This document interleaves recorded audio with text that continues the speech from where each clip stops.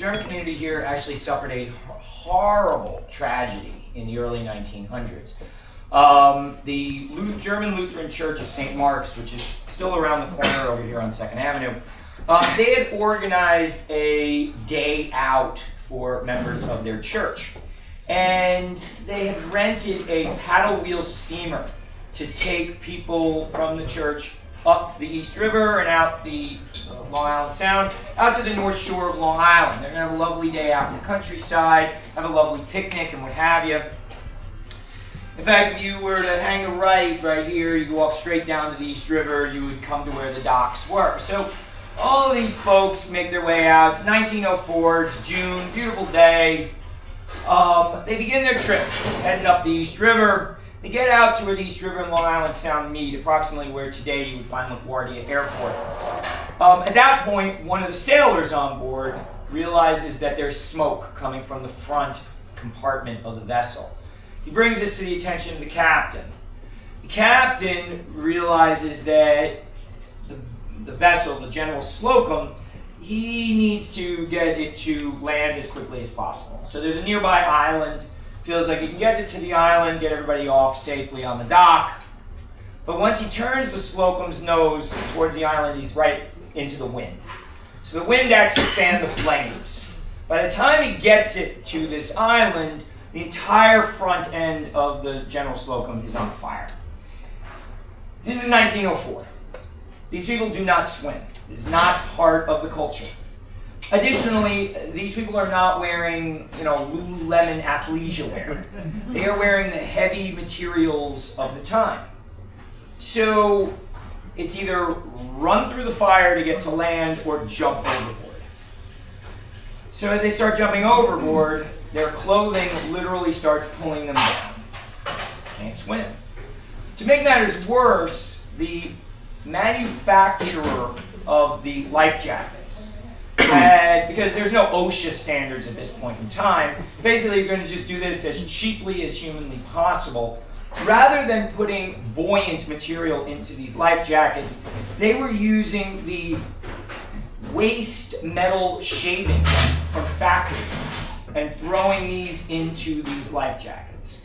So these women were literally putting anchors around their children's necks, throwing them into the water and watching their children sink to the bottom.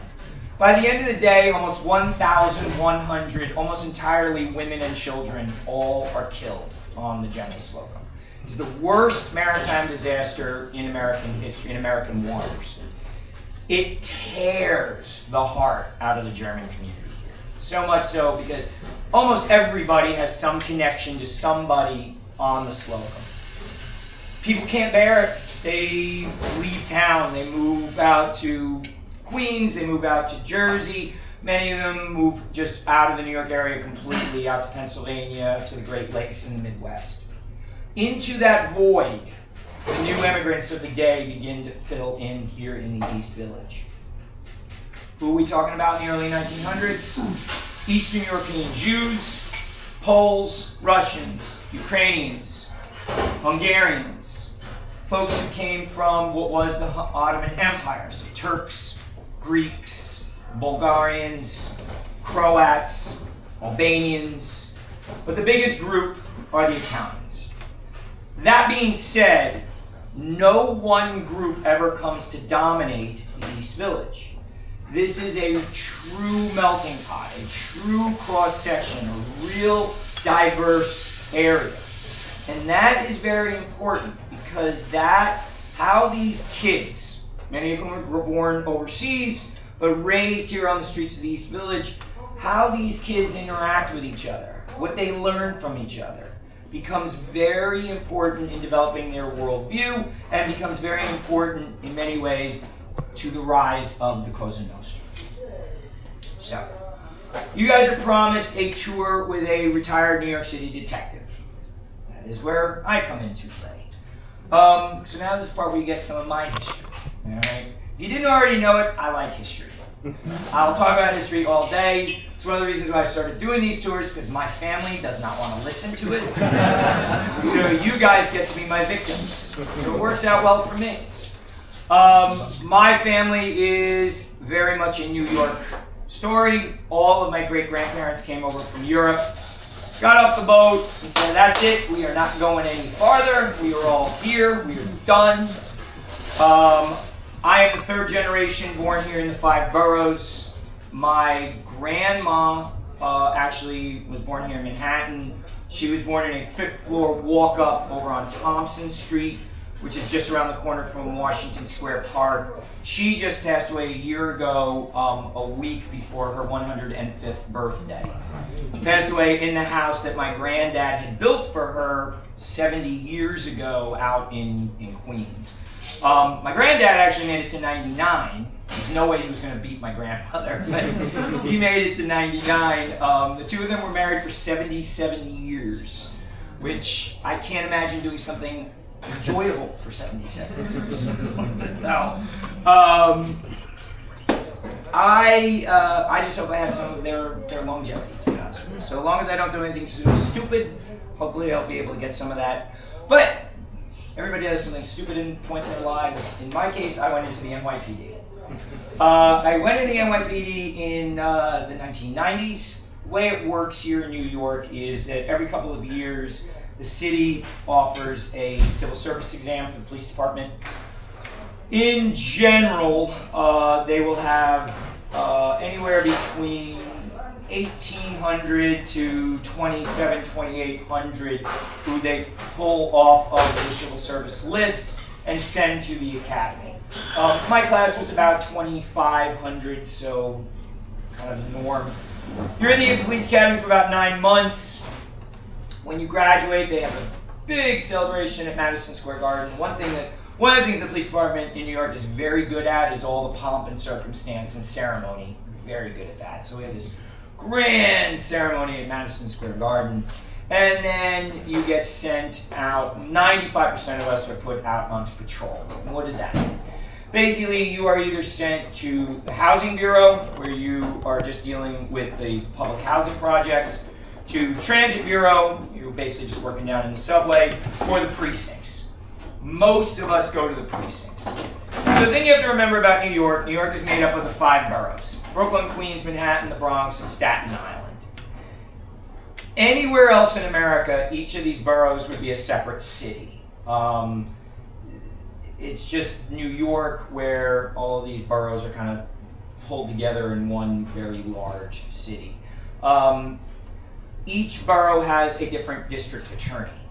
So what the DA is concerned with, say, in the Bronx, can be very different from what the DA might be concerned with in Staten Island. All right. So while we cops all are trained the same and we all have basically doing the same job, stylistically, from one borough to the next, it can be very, very different. Our experiences can be very, very different. Staten Island, we kind of joke, even though there's 500,000 people out there, we consider it like Mayberry.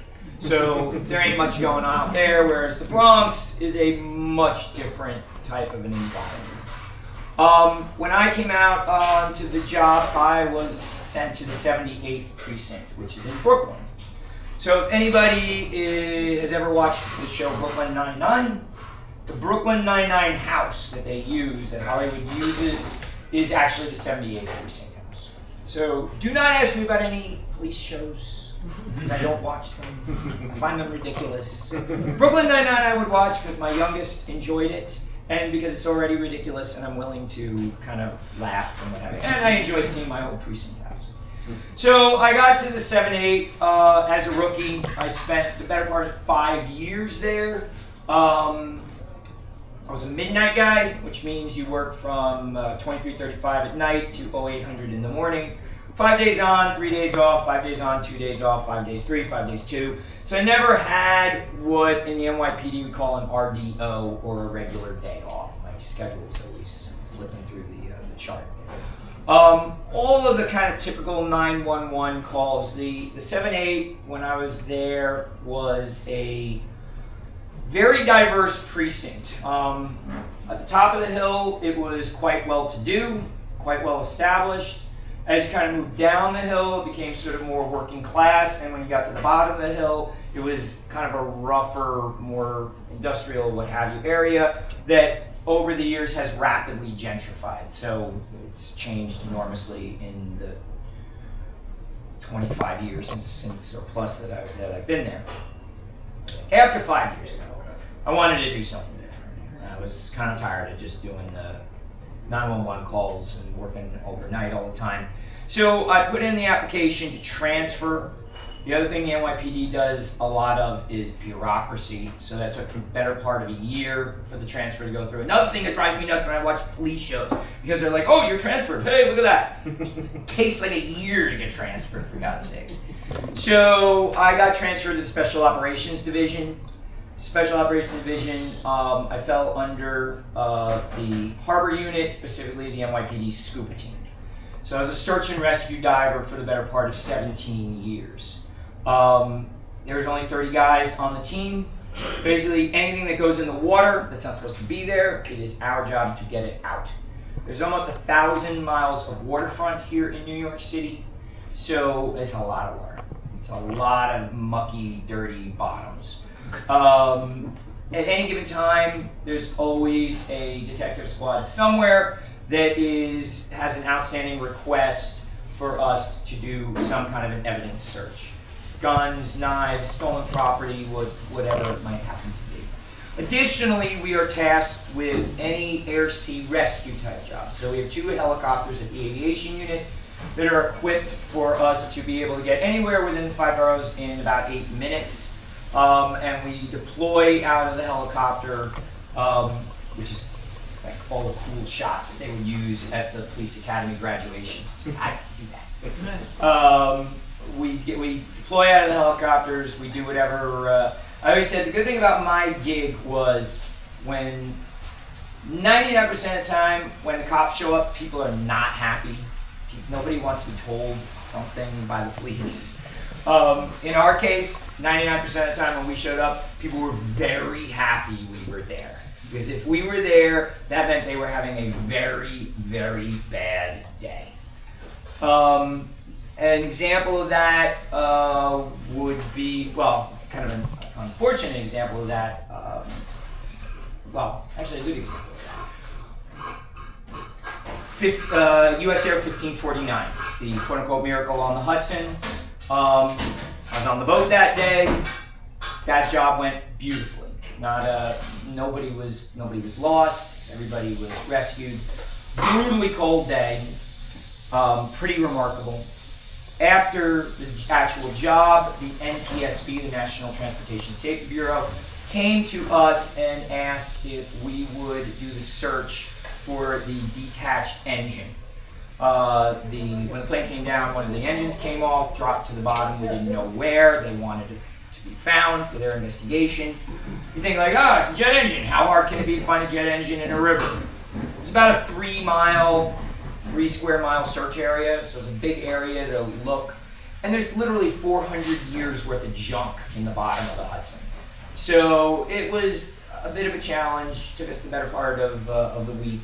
When we did find it, dropped down on it, was sitting in about 67 feet of muddy water in the middle of the Hudson. Black as black can be. Like literally like ink black when you're down there. People are like, oh, you have a light. It does not matter.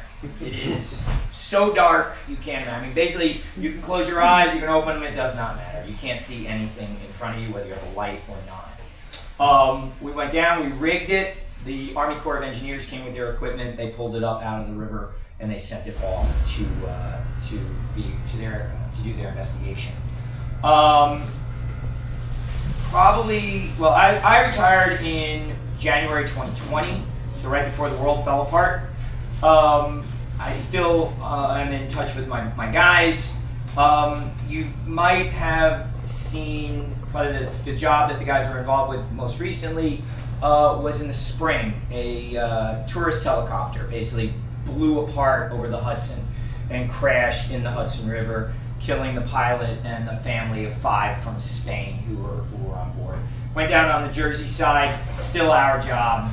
Guys went in, they pulled the victims out from under the wreckage. It can be a very hard job, but the good thing about it is that you know you were giving people a sense of closure. We're here talking about organized crime. I will tell you right at the beginning, by the time I got on the job in the 1990s, the Italian mob was already considered a thing of the past. And as we do our walk today, I'll discuss why that is. The bigger concerns for us were, and still are, the Russian and the Chinese mobs. We had a job a few years before I retired where the district attorney's office in Brooklyn got in touch with us. They had a young guy that had been arrested for an attempted burglary. Russian kid, about 19. He wanted to take a plea. He claimed that he was attached to something much bigger. So we interviewed this kid, brought us to a warehouse in East Williamsburg, a very industrial area in the back of Brooklyn. Claimed that he was part of a ring that were breaking into bodegas, corner stores, and stealing the little ATM machines. So they would go in, grab the ATMs, throw them in the van, and bring them to this warehouse that was run by the Russian mob. They'd bust into them, take the cash, and then dump them in the industrial canal. Asked him how many he was involved with. He said he'd been involved with 3. My partner and I drop in, about 15, 16 feet of water.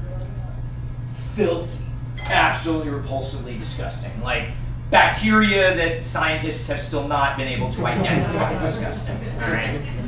We drop down to the bottom. I hit something hard. Rig it, pop it up. Hey, look at that. We got an ATM. My partner and I wind up pulling up 2 others. By the end of the week, though, the team, we pulled up 27. They were able to connect them to burglaries that had occurred in Brooklyn, Staten Island, New Jersey, Pennsylvania, and for some odd reason, West Virginia. In doing that, though, the DA was then able to make a case and basically bring down this entire gang inside the Russian mob. So, has its interesting points, has its filthy, disgusting points. You know, I was very proud of what we did. I'm very proud of what I've done in the past. Miss my guys. Don't miss the nonsense of the NYPD in a lot of ways. But I think that's true for most people's jobs. So I'm going to check on your spaghetti, see what the situation is. These people are decent, hardworking folk. Fortunately, there's always going to be a few less than savory characters. Now, back in the south of Italy, particularly in Sicily, you had what were known as mano nera gangs. Mano nera literally translates as black hand. These black hand gangs were basically extortion rings. They would send a letter to somebody of importance, of authority, somebody with money, and in no uncertain terms, they would threaten them. You pay us, or harm will come to you or to your family, to your business. These letters were known as mano nera letters because they would be signed with a drawing of a black or a dead hand, insinuating you don't pay, you're going to lose a hand at best. As time goes by, as more and more Italians come here to New York, these mano nera gangs, some of the members of these gangs emigrate as well. And they start their own gangs here in the United States. The Italian community, as it gets much larger, again, these people don't have contacts. They are easy to take advantage of. So these mano nera gangs basically prey on their own people. Over time, they get involved in other criminal enterprises, particularly gambling and prostitution. But it is prohibition. Prohibition has a whole lot of unintended consequences in the history of the United States. And one of them is that it adds the fuel to the fire for these gangs. By making liquor illegal, you make it a lot more lucrative. Now there's a lot more money to be had in that game.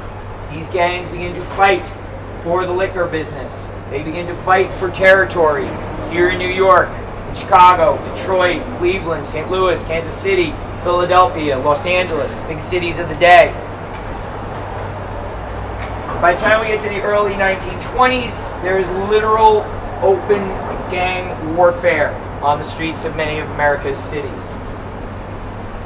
Early 1920s, we wind up with several big bosses in the Italian mob, the early Italian mob. Three of these big bosses come to control much of lower Manhattan. Sal Maranzano, Salvatore dell'Aquila, Giuseppe Masseria.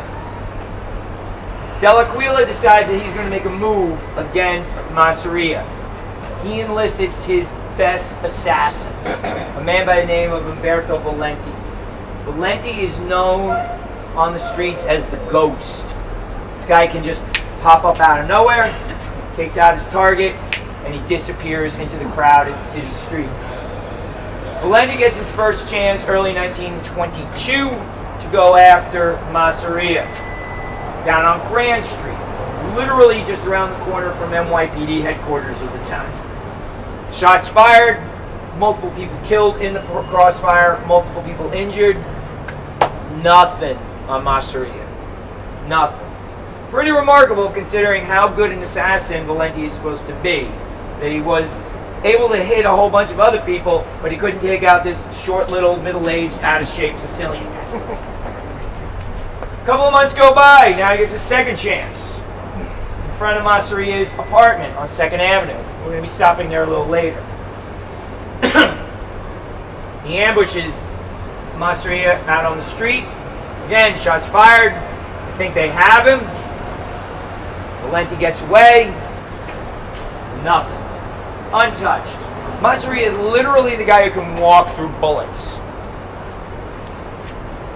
At this point, Masseria realizes you got to do something about this. Otherwise, this guy's not going to stop trying to murder him. So, he puts out word that he wants to meet with Valenti. He wants to meet with the guy who's actually trying to murder him. Where is he going to meet? He wants to meet in his territory at his favorite restaurant, John's on 12th Street. Well, why would Valenti decide to come out to meet with the guy he's been, tasked to murder? Argument is made that Valenti realizes that his reputation is on the line here. He's got to do something. So perhaps, third opportunity, third time's the charm. Doesn't go that way for old Valenti. Now, back in 1922, this apartment building was not here. There was an alleyway that existed between John's and the neighboring tenement building. In that alleyway, two men who worked for Masseria were both hiding out. I am going to read for you the New York Times article that was written about what happened here and published the following day in the Times. This was the second battle in a bootleggers' war, in which one bystander has been killed and 7 wounded within the last week. Hundreds were in sight of the corner when the shooting began. Valenti fell with a bullet through the body as he jumped on the running board of a taxi cab near the southwest corner of 12th Street and 2nd Avenue. Bullets flew wild as 3 or 4 gunmen fired, according to varying accounts of eyewitnesses. Anybody in law enforcement who has been to a heavy job, who goes to interview eyewitnesses, will all tell you the exact same thing. Everybody sees something different. You ask her, what did you see? I saw 2 white guys. One was wearing a jersey and shorts, black shoes. He ran that way. He was with another guy who I think was wearing a Chicago Bulls cap, and they went that way. You ask the next guy, what'd you see? I saw one white guy who was with a black guy. I think there was a woman. They all ran that way, but I don't remember what they were wearing. You ask the next guy, what'd you see? I saw 3 black guys. They were all wearing black t-shirts. They were all wearing Chicago Bulls caps, and they went that way. Everybody sees something different in a heavy job. The witnesses fled in all directions and are in disagreement as to the manner of the shooting and the number of assassins. According to stories told the police, Valenti was with 5 or 6 companions who seemed friendly. Suddenly, however, he seemed to take fright and began to run from the southwest corner towards the northeast. With weapons out, several men pursued him, and the firing began. This next line kind of cracks me up because honestly, I didn't know people spoke like this in 1922. It was the coolest thing I ever saw, said Jack Kahaney, 19 years old of the Bronx. People were shrieking and running in all directions, and this one fellow calmly fired shot after shot. He did not move until he emptied his weapon. So, 103 years later, we know what happened here in front of John's. Masseria had two of his own men. They were hanging out in the alley. Valenti shows up here with his associates. The two gentlemen step out of the alley and they greet Valenti and his associates. A little confusion, seems friendly, and then the guns come out and the firing begins. We know who these two men are today. One of them, his name goes on to grace one of the main five families, Vito Genovese. The other fellow, born in Sicily, Salvatore Lucchese, much better known to us in the United States by his American name, Charles Lucky Luciano. It's Luciano who calmly and deliberately, right here in front of John's, unloads his pistol into Valenti. It is Luciano who will go on to basically become the father of the Cosa Nostra. In many ways, Luciano is kind of the star of our tour this morning. All right, so with that, we are going to head down to First Avenue. We're going to hang to right, and we're going to make a stop just a couple of blocks down to tell you a little bit more about Luciano. Well, Luciano comes to this country when he's 8 years old. Winds up his family over here on 10th Street, just about half a block down to the left. Now, Luciano's growing up here on these very diverse streets of the East Village. By the time he's 14, he has dropped out of school. By the time he's 15, he is running his own juvenile delinquent gang. He soon winds up starting to work in his later teens for Giuseppe Masseria. Now, Luciano always wants to kind of move ahead. And Luciano learns a lot on the streets here in the East Village. He's surrounded by all these other different young people. Poles, Germans, Irish, Eastern European Jews, Greeks, other Italians. And he always learns a little something from each group. He brings this with him to working for Masseria. Hey, you know, the Poles, they do things this way. And the Irish, they do things this way. Always, shut up, kid. Mind your manners. Keep your mouth shut. This is how we do business. This is how we've always done it. This is how we continue to do it. You don't know anything. It's always slapped down. He's working for Masseria. Masseria had come to this country a little bit later in his life. Masseria only speaks in Sicilian dialect. Masseria will only work for people who basically come from his particular region in Sicily. From Luciano's perspective, this is really a stupid way of doing business. You are literally leaving money on the table. You could be doing business with other groups. You could be doing business in other fashion, making more money. But what does he know? He's just a dumb kid. So as time goes by, Luciano looks for a mentor. And he finds a mentor in a gentleman by the name of Arnold Rothstein. Rothstein is a German Jew. Rothstein is part of the Jewish mob. Rothstein is known as the brain of the Jewish mob. Rothstein's game is gambling. If anybody knows anything, I know a lot of Europeans today, but any of my Americans, if you know anything about baseball, the history of baseball, perhaps you're familiar with the 1919 Black Sox scandal, where the Chicago White Sox basically threw the World Series. That was Arnold Rothstein. Arnold Rothstein was the brain behind that. Rothstein is a bit of a celebrity here in New York at that point in time. Rothstein dresses impeccably. Rothstein cruises around town in a luxury automobile. Rothstein lives up on Central Park South in a luxury suite. Rothstein hobnobs with celebrities of the day. He takes a liking to Luciano, and Luciano really digs this lifestyle. Luciano starts dressing in a certain way. Luciano moves into the Waldorf Astoria suites up on Park Avenue. Luciano starts rubbing shoulders and elbows with stars of the silent screen, with professional athletes. Everybody knows that this guy is a gangster. Everybody knows this guy is a gangster. But there's a certain intrigue, there's a certain attraction that people have to being around these otherwise questionable celebrities. Are you on the website? Yeah. Luciano finally decides over the years that he's going to make his move. 1932. He decides he's had enough of this.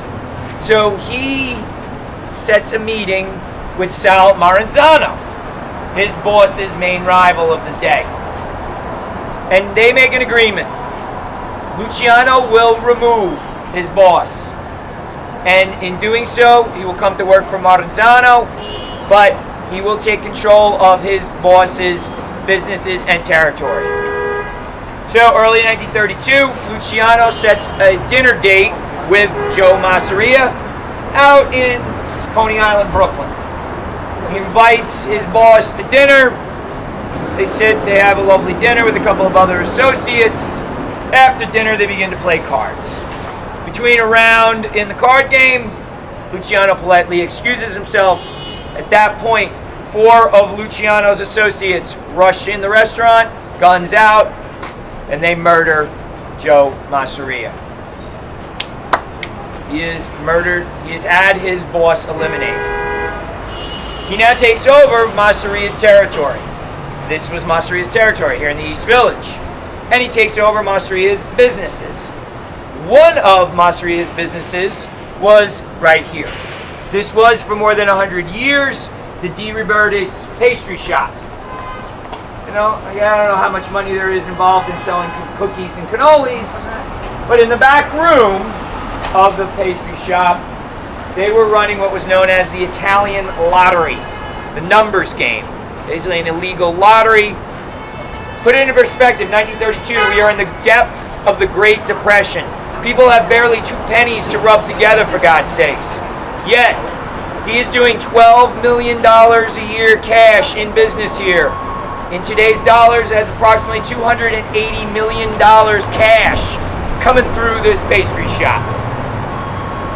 You know, a load of dough. Luciano is now working for Maranzano, but Maranzano is even more old school than Masseria. He's even more selfish.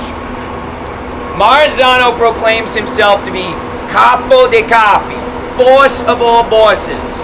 I am the boss of New York. You will do what I say. I will take a piece out of everybody's pocket. Luciano decides, you know, this ain't gonna work.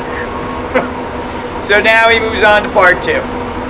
He asks for a meeting with Maranzano at Maranzano's office up on Park Avenue. He does not show up for this meeting. 6 of his associates, including a friend of his from the streets here by the name of Bugsy Siegel, they go to Maranzano's office, gun literally knives out. They enter the office and they stab Maranzano to death on the floor of his office. He has now eliminated the 2 biggest bosses here in New York City. By rights, he can proclaim himself to be capo di capi. But this is where the story changes. Luciano decides, what good is that? I make myself the big boss of the city. All I am going to do is have some young gun coming up and he's going to resent me, and I'm putting a big old target on my back. So, let's do this a little differently. He invites the bosses of what are left, the biggest Italian gangs here in New York. And he asks to have a sit-down with them in his old boss's favorite restaurant that now falls under his territory, John's on 12th Street. In the back room, where you folks all just enjoyed your spaghetti, Luciano meets with the other bosses. And he proposes something very different. Rather than everybody fighting against each other, Luciano recognized that the 20s weren't a great time for these guys. They're literally always looking over their shoulders, waiting to see who's going to cap them. Always fighting for territory. And they always have the FBI on them. Rather than fighting with each other, we are going to work together, forming what becomes known as the Commission. The Commission is made up of the bosses of the 5 families here in New York. They will act as a board of directors for organized crime. They will set the territories, they will set the businesses. No made man, no one who falls as part of these gangs can be murdered without the approval of the Commission. Luciano then invites the bosses of the major cities throughout the United States to come and meet with him. Reps from New England, Philly, Buffalo, Pittsburgh, Cleveland, Detroit, Chicago, St. Louis, Kansas City, New Orleans, Los Angeles, San Jose, San Francisco. They come together, and Luciano proposes to come together in what becomes known as the National Crime Syndicate. Everybody has their piece of the pie across the United States.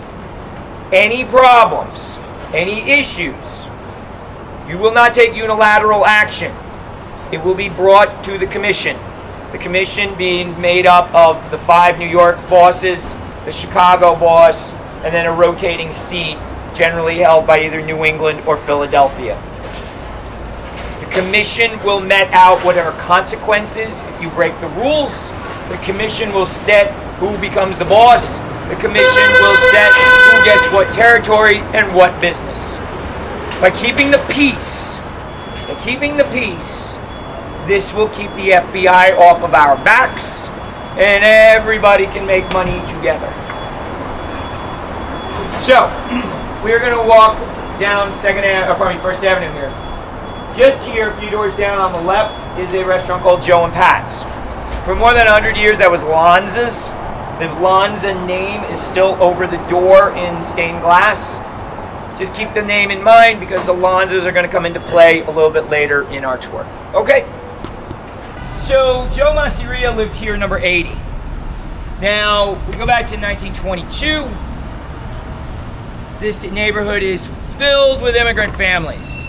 It is way more populated then than it is today. So you gotta remember, these 1-2 bedroom apartments are filled with families who got 4, 5, 6 kids, for Pete's sakes. So the streets are packed with people.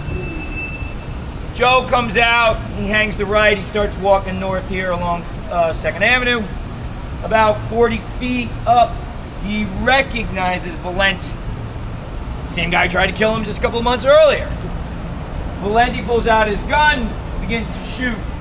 Masseria, again, for a little middle-aged Sicilian guy, he actually has some pretty good moves. He ducks, he weaves, he rushes, he rolls, and he gets himself onto the floor of number 82.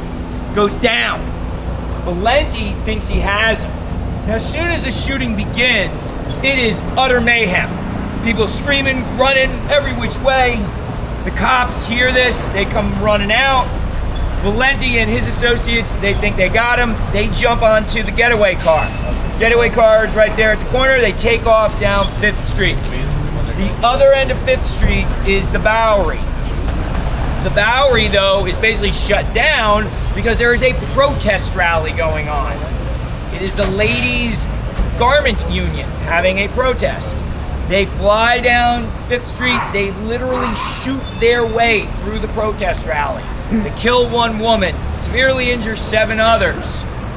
Now the cops have that whole scene to deal with. So Valenti was able to get away. When the cops find Masseria on the floor here at number 82, he is down in the fetal position, hands over his ears, ringing still going on in his head, because the bullets were so close, that when they find his hat, there are 2 bullet holes through the brim of his hat. When Luciano takes over, Luciano absolutely believed that all of this violence did no favors for these gangs. That all it does is bring the attention of law enforcement on them. They can't do their business if they got law enforcement always hanging over their shoulders. Additionally, when Luciano takes over, he was done with these old Sicilian guys. He himself was born in Sicily, but like I said, he comes here when he's 8 years old, so he's really American. He's done with these old Sicilian guys. When he forms the commission, when he forms a national crime syndicate, he sends word back to the old country. You are no longer welcome to do business here as you want. You will come through us. You want to work here, you want to play in our sandbox, you come through us. This is our thing here. Our thing, literally translating into Italian, Cosa Nostra. It is why made men never refer to themselves as the Mafia. The Mafia is their thing over there in Sicily. This is our thing here in America, the Cosa Nostra. All right? So we're going to continue down the block. So, Luciano finally gets put away in 1935. He is sentenced to 40 to 50 years for his involvement in prostitution. He gets sent to a facility up in Dannemora, all the way up near the Canadian border. But they don't call him Lucky Luciano for nothing. His luck changes. And his luck changes actually with the advent of the United States' entry into World War II. So early in the war, the U.S. Navy becomes absolutely paranoid that German agents are trying to sabotage the docks here in New York. So they look for assistance. Anything suspicious on the docks, they need that information brought to them. So who do they turn to? They turn to a gentleman by the name of Joe Lanza. Now, I pointed out Lanza's restaurant. That was one cousin. Across the street from you, you have Lanza's funeral home, still owned by the family of another cousin. Joe Lanza was the boss of the Fulton Fish Market, the biggest fish market in the United States by far. Lanza has contacts with every commercial fisherman from Key West up to Newfoundland. So if anybody knows anything that's going on the docks, it's going to be Joe Lanza. So the government comes to Lanza and basically says, hey, we need you to do your patriotic duty. Anything suspicious, you bring that to our attention. Hey, I'm happy to work with you. Happy to help. You got to talk to my boss. Who's his boss? His boss is Luciano. So the Pentagon sends representatives to sit down with Luciano and to get Luciano's approval to allow people who work under him to report to the government about anything suspicious happening on the docks. For his assistance, Luciano is rewarded by being moved from Dannemora to a facility closer to New York. Greater visitation allows him to be able to take care of business here in the city easier. A year later, the Allies are planning the invasion of Sicily. Who has the U.S. Department of War, precursor to today's Department of Defense, who does the Pentagon know that has a whole lot of contacts back in Sicily and knows the ground in Sicily? Who have they already worked with? Pentagon sends reps to sit down with Luciano again. Luciano assists them with the plans for the Allied invasion of Sicily. For that, at the end of the war, his sentence is commuted. He is set free. But he's deported. He's kicked out of the United States. He takes up residence in a beautiful villa outside of Naples. He's not there too long though. He makes his way back to this side of the Atlantic. He starts paying the dictator of Cuba, Batista, about $1.5 million a year for the right to run business out of a set of suites at the Hotel Nacional in Havana. So now he's doing business out of Havana. A lot easier for him to take care of business 90 miles from Florida than it is 4,000 miles across the Atlantic. 1947, he invites members of the crime syndicate to make their way down to Havana. It's going to be sun and fun and pina coladas for everybody. They even bring Frank Sinatra down to entertain them for the week. But he's got two major pieces of business to tend to. One, everybody has their piece of the pie across North America. Everybody has their territory and their business. However, there is a new opportunity for all of us in this little town called Las Vegas. The buy-in is to assist with the financing of his old friend Bugsy Siegel with Bugsy Siegel's new hotel, the Flamingo, on what will become the Las Vegas Strip. 2. Luciano wants to work out a new means, a new network of bringing heroin into North America. He grabs a lieutenant of the Bonanno family, a fellow by the name of Carmine Galante, sends him to Turkey. In Turkey, Galante sits down with Turkish poppy farmers. They work out an agreement. Their product will be harvested, be sent through Sicily, and make its way to Marseille, France. In Marseille, it will be processed. The final product will then make its way from Marseille across through 4 ports controlled by the mob: Tampa, New Orleans, New York, and Montreal. This network of bringing heroin into North America via Marseille becomes known as the French Connection. By the 1950s, it is a $1 billion a year business for the Cosa Nostra. By the 1960s, it explodes into a multi-billion dollar business. It is the biggest cash cow, the biggest source of revenue for the Cosa Nostra through the 1960s and into the 1970s. Now, word finally gets back to the U.S. government that Luciano is doing business out of Havana. They are not happy about this. So they give Batista an ultimatum. You can either have his money, or you can have the way more millions of dollars that we are sending you to keep you propped up in Cuba. You can't have both. So, reluctantly, Batista agrees, and he kicks Luciano out of Cuba. Luciano winds up back at his villa outside of Naples, basically going to get sidelined for the better part of the late 1960s. Hard for him to be on business when you don't have one of these things back then. By the early 60s, Luciano, who always loved the limelight, is kind of looking for a way back in. He's approached by some Hollywood producers. They want to do a story about his life. Certainly certainly very juicy. He finally agrees. He's going to sit down with these Hollywood producers. Producers make their way to Naples. Luciano gets ready to go meet these guys. He has a heart attack and he dies. And that's basically the end of old Luciano. He manages to make his way back to the United States in death. And just a funny little aside, he is buried out in Queens, St. John's Cemetery out in Queens, in this grand Lucania family mausoleum that I only discovered last year is about 30 yards from where both my grandma and my grandpa are both best.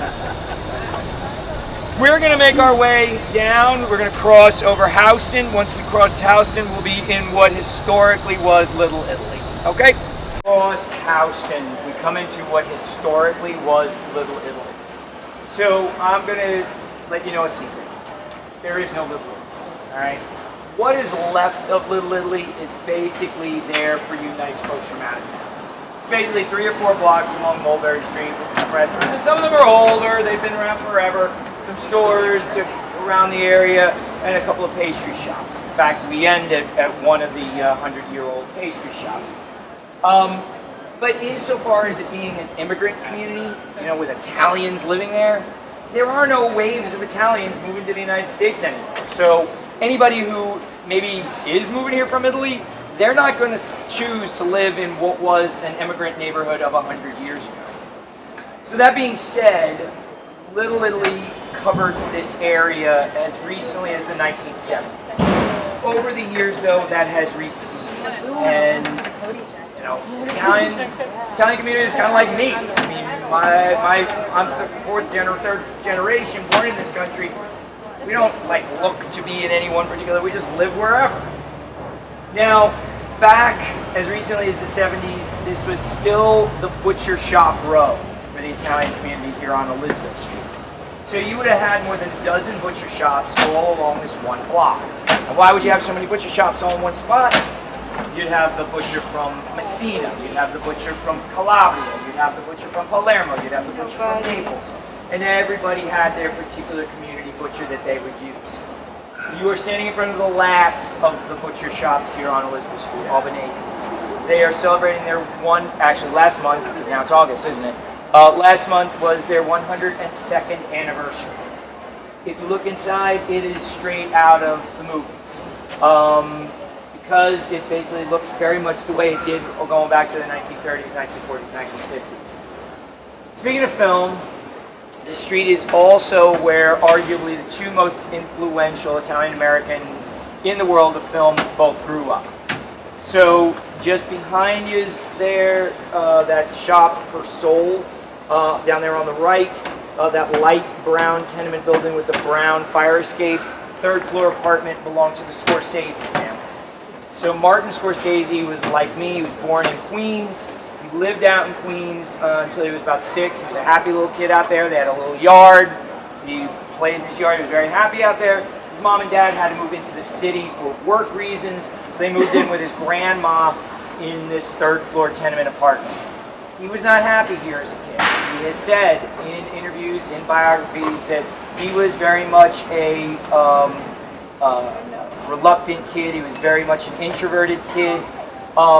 If you watch Scorsese's movies, oftentimes he will employ this technique where he will start the camera up high and he will work it down into the crowd, and then one continuous shot work his way through the crowd. He has said that came from when he would sit in his front window looking down, wishing he could be more extroverted and wishing he could be more participating in the life of the street down here. And just a few doors down, right here, number 239, this was the boyhood home of Robert De Niro. De Niro's mom and dad divorced when he was a baby. He was 2, he and his mother moved in here.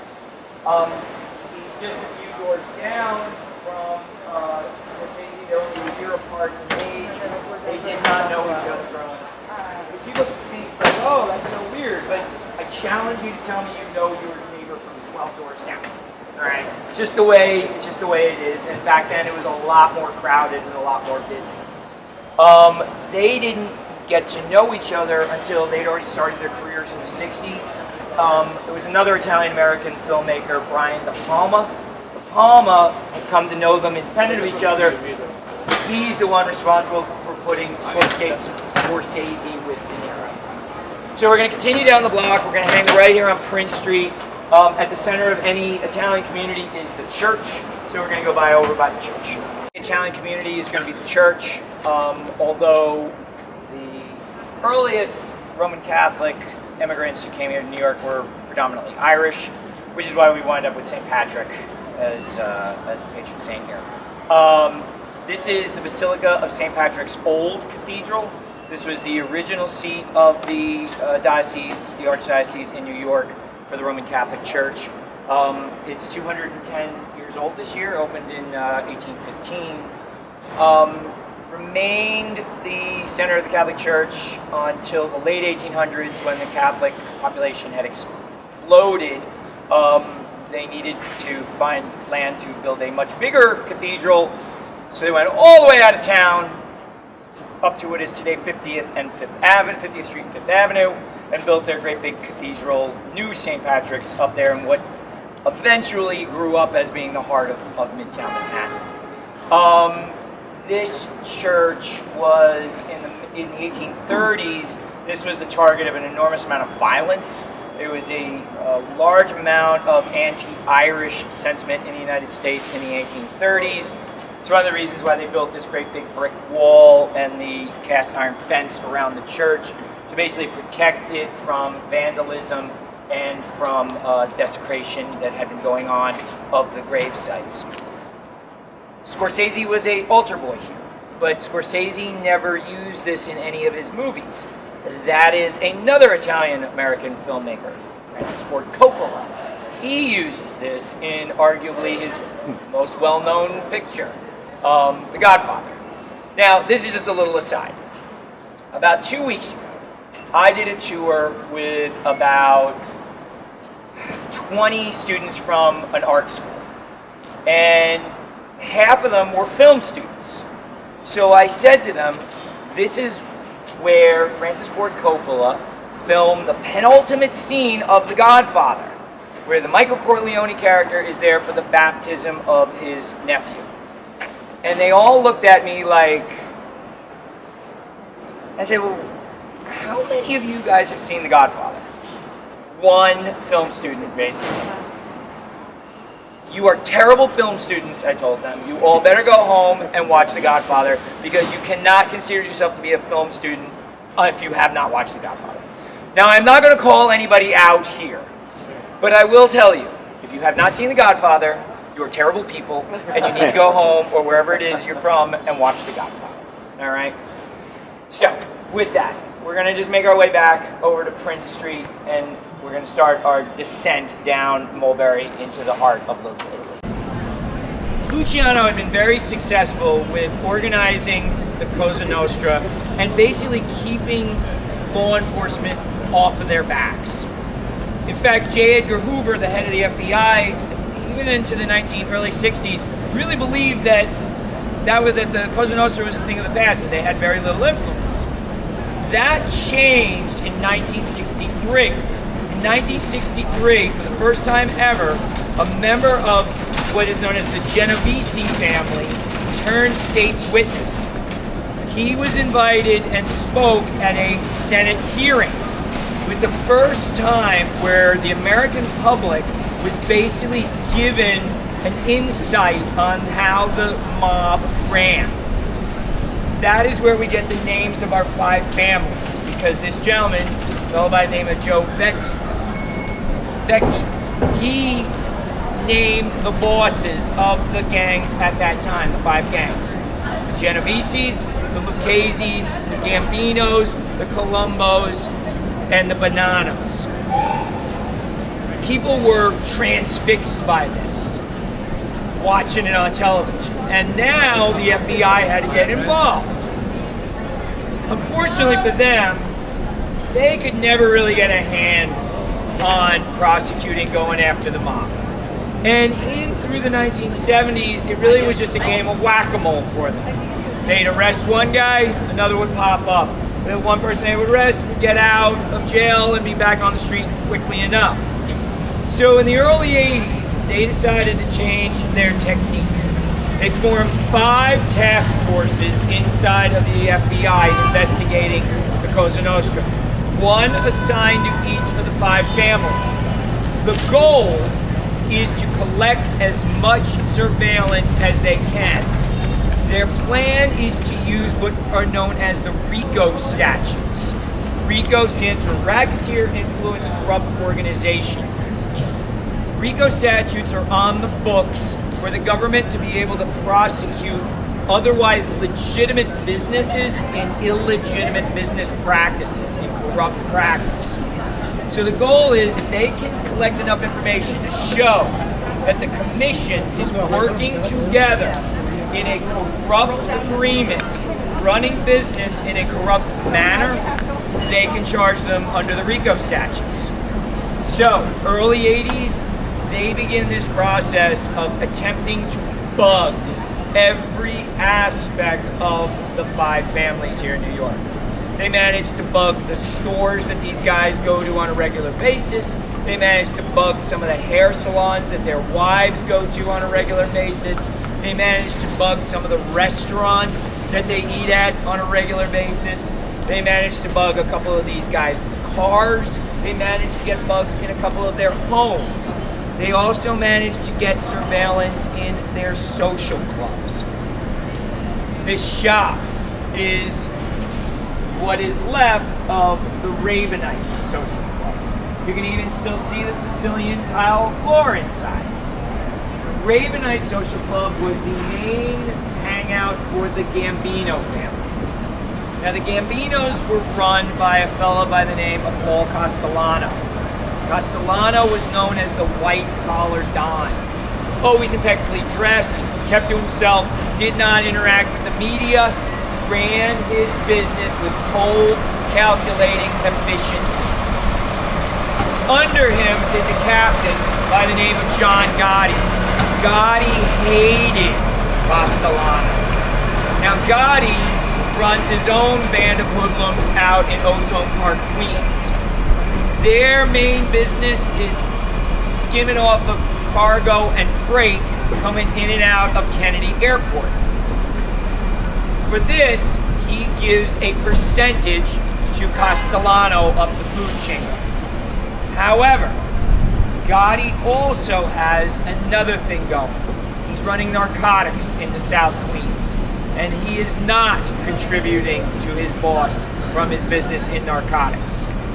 Not a problem, so long as Castellano never finds out about it. 1985, the government finally feels that they have enough evidence. At that point, under the authority of the then U.S. Attorney for the Southern District of New York, a young fellow by the name of Rudolph Giuliani, he gives the order, law enforcement goes out, and in one night, they arrest all of the bosses of the families. Huge news in New York, because never has the government gone after everybody at once like this. Now, these guys all wind up out on bail awaiting their trial, and during the period of what's known as discovery, when the lawyers, the mob lawyers, are getting information from the government attorneys, they realize, holy cow, you boys can't keep your mouths shut. They have a lot on you.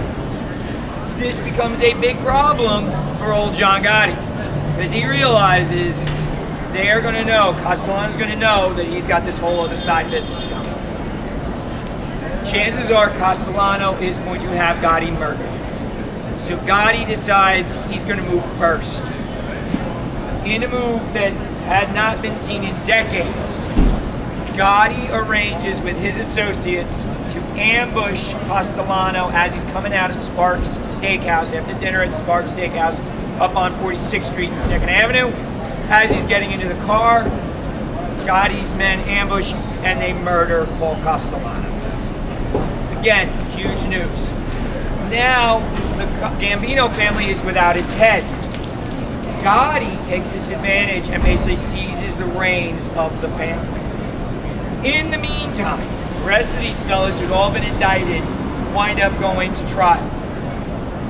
The government was able to show, beyond a shadow of a doubt, that the commission had been involved in corrupt business, working together, in particular, the business of concrete. In the 80s here in New York, we had a building boom. These guys controlled concrete. Every builder who had a project valued at more than $2 million had to go through them, work with them to get their concrete. The government was able to show this, and over 100 charges against these guys, all guilty. With that, they managed to chop the head off of the Cosa Nostra. We are now almost 40 years later. Every one of those bosses has now since died behind bars. Now the Gambinos bump along with Gotti at the helm. But again, much reduced in influence, much reduced in power. Gotti remains the boss until his right-hand man, a fellow by the name of Sammy the Bull Gravano. Sammy was approached by the government, who had Gotti on tape being very rude, very dismissive about Sammy's intelligence, basically calling him a moron in very colorful language. This worked with getting Sammy angry and upset with his boss, he turned witness against him, and in 1993, the government put John Gotti away. Gotti later died of a heart attack in 2002 behind bars in the penitentiary out in Missouri. The Gambino family's last boss was a fellow by the name of Frank Colli. We are in a very different world today than we were 30, 40 years ago. Colli was murdered by a 24-year-old kid from Pennsylvania who had become obsessed with online conspiracies and believed that Frank Colli was part of the deep state working against Donald Trump and needed to be murdered. So he came from Pennsylvania. He ambushed Colli as he was coming back from the supermarket and murdered him in front of his home in Staten Island. Again, to demonstrate how much weaker and how much little influence the Cosa Nostra has today, Sammy the Bull went into witness protection. Sammy the Bull is no longer in witness protection. Sammy is out living his best life as a podcaster. Talks all about everything that these guys used to do, making money, trying to make money off of his past glories, telling all the secrets and all the stories of all these different guys involved, knowing full well that nobody is going to come after him anymore now in 2025. So, with that, we are going to walk down Mulberry Street. We're going to make our way right into the heart of what is left of Little Italy. Our final stop is going to be at La Bella Ferrara. They are very nice people. I mean, really, really nice people. A very New York story. I don't know who's going to be there, but the woman who runs it, her dad was a Sicilian guy. He ran it for 30 years. You go a block away, you're in Chinatown. He married a Chinese girl, so she's the half Sicilian, half Chinese daughter who runs this 100-year-old Italian bake shop here in Little Italy. Everybody's entitled to one item. They're well known for their cannolis. Their cannolis are terrific. It's my personal favorite thing. But they also have gelato, if anybody, that they make there. Everything they have there is made on the premise, and they're going to tell you everything about all of their specialties. Okay.